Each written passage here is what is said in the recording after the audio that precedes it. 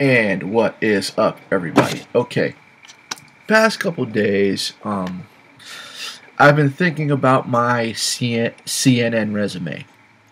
For those of you that don't know what a CNN resume is, it's something I came up with because of certain parts of my life that I was involved with that happened to make world news.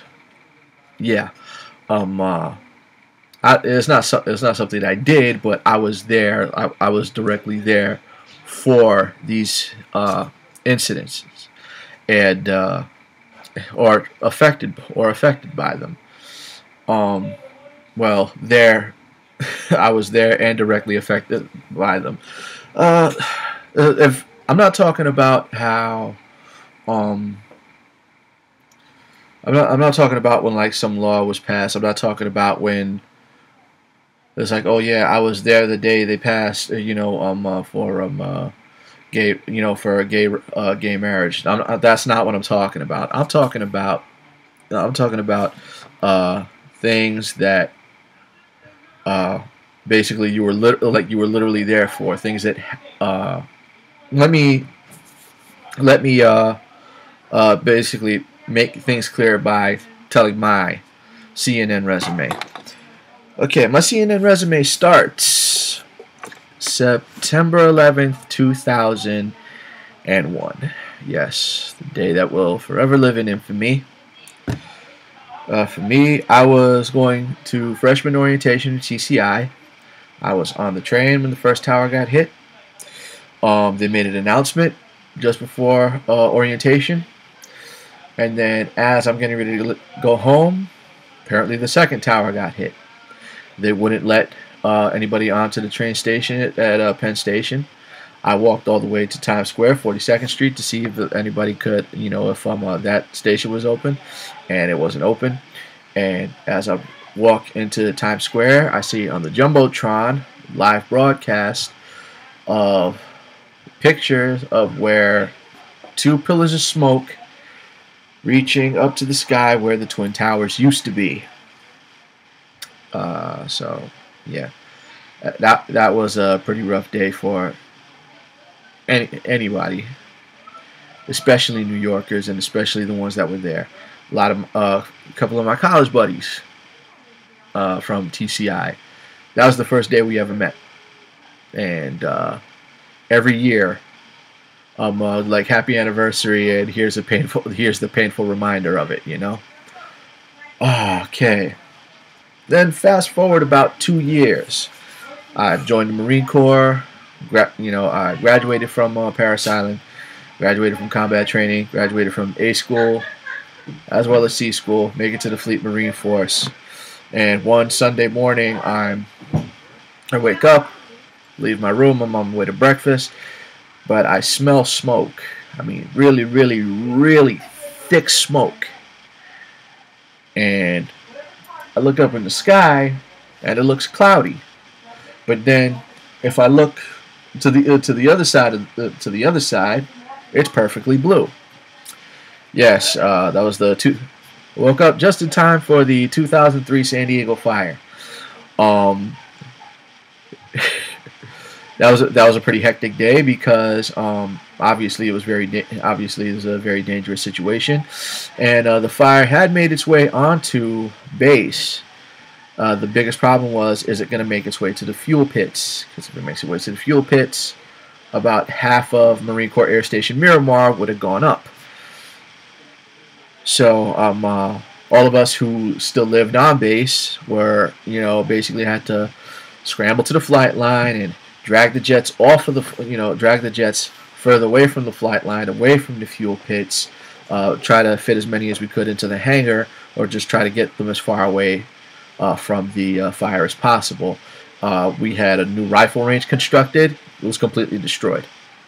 I mean, they just had it built. That range was less than a year old, and it was completely destroyed. That was pretty rough. Trying to get in contact with people from my division who lived outside of base. As far there were some guys that didn't answer. Thankfully, nobody was lost. A few months after that, I get deployed to Al-Assad, Iraq, right? Do a perimeter security out there. Now, granted, I was an ordnance technician for F-18s, but they asked for volunteers for working parties, and to this day, I don't know why I raised my hand. And that's when we got attacked a couple times, but the one particular attack that sticks out more than any was June 25th, 2004. That was the day Geraldo Rivera decided to grace Al-Assad Air Base with his presence, give a live broadcast of where he was, and start drawing a map out for them to start shooting at us. Yeah. To this day, when people was like, "Oh, where, did you ever get deployed?" I was like, "I was there," and I tell them that day. They're like, "Oh, okay, that was us." All right, fast forward to about 11 months later. It is May 2000. It is May 2005. I've come back from Al-Assad. Get back on my squadron. Now my squadron's on the Carl Vinson, deployed, doing the world cruise. We're in the Persian Gulf, and all the resting gear of the jets gets all the resting gear for the ship goes down. All the jets on the Carl Vinson are redirected to land in Al-Assad, where I was the year before, and 2 planes didn't make it. They were my executive officer and my officer in charge of my squadron's power line division. Those men were the first 2 pilots, the first 2 officers of my squadron that I had befriended. They were great men, and the world is a much sadder place without them, really. And I thought that would be it, as far as my CNN resume was concerned.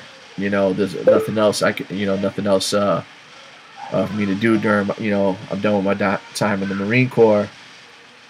I get out in 06. Several years later, I'm living in New York, and something happens that I never thought could ever happen in New York. Hurricane Irene. Hurricane Irene hits New York City. Granted, I live in Westchester, which is up north from New York City, but we were still affected by it anyway.